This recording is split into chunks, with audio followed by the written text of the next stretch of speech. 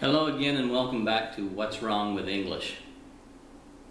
Today I want to talk to you about the verb to be. Let's compare it to any other verb. Sit. I sit, you sit, we sit, they sit. It changes vowels in the past. I sat, you sat, we sat, they sat. I am sitting. It's all quite common.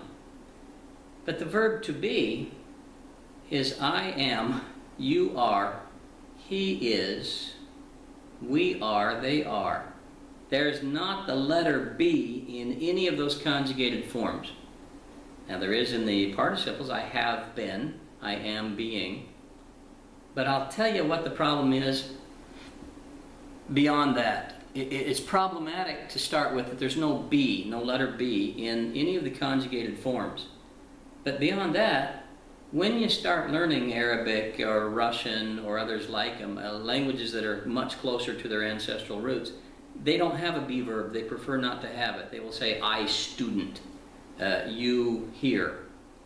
And they leave it out. They leave out what's called by linguists the copulative verb because it's enough to say, I student, you friend, you my friend.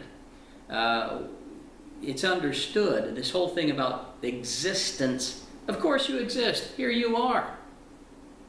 All right? So the existence is not in question. And they save the be verb to confirm existence. It is. It is so. Now, let me tell you where we got it from. We got the be verb from the preposition by. And I'll explain how that happens. In telling about something that it is, when you by default don't care about its existence, you instead end up telling where it is, where it exists. And if something is at my side, it was said to be by my side, or by side my, or beside me.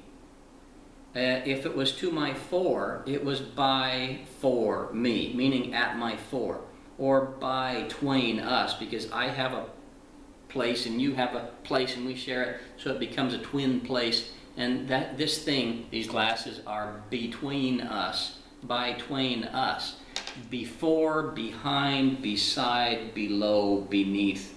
We're by this. And the proof of this, of what I'm trying to say, is in the word belong. Does this belong to you? Was not.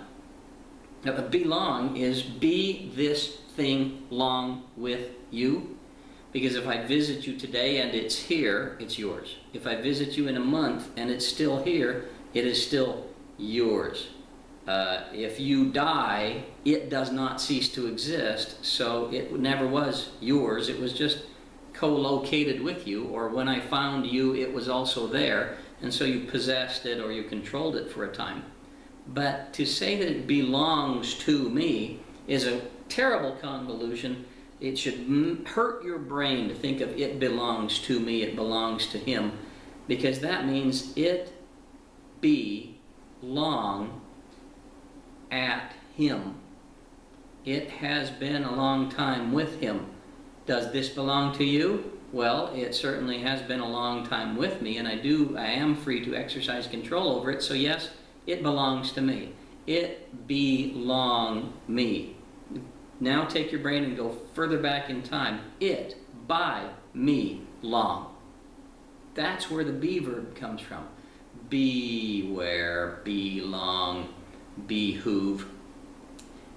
It was not a verb. It was not a verb. How it came to be a verb, when it came to be a verb, I'm not exactly sure, but that's why I am, you are, he is, have no be in them. It was not a verb. We've used it as the word that expresses the group of words that talk about existence without using the word. Sit, sit, I sit, you sit, we sit, I care, you care, we care, I am, you are, he is. No, you see, by. It was a preposition that became a verb. I'm unaware of any other like it. And that's what's wrong with English. It's befuddling. Thanks for being with me. Thanks for sharing my pain. See you next time.